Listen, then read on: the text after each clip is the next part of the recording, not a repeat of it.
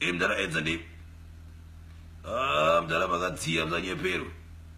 Ndachikumbira zvonga mukana kengukulo 2 seconds. Aiwa chikoti chingwena.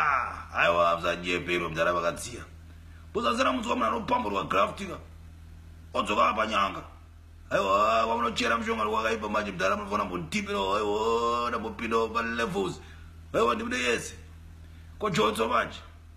Zori chombo manje. Mdara stop it. Pamdara tiri panyaya chombo kamdara. Kugarura makapambura chombo kamdara. Aiwa mdara msako machukurira rese muhomweka. Aiwa ita mundione 2 seconds mdara chipanzi chimwe apo ndakabhuruka zvimwe zvinochisa. Ivi makasaona ini mdara. Munoona ngoona maskiri poza apera. Mopo kana roki mbichana. Aiwa kana if dezepewa kusina mdara mumpo something. Aiwa but still mdara. Bika muna chimdara general. General vakatsiya manje.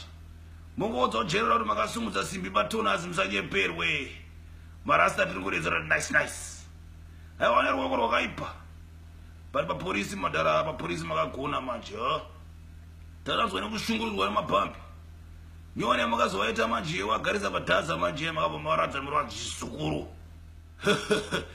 Aiwa big shout out. Mdara ndangomirira mbate week now. Week now nachiyangu muri wabata rini komdara.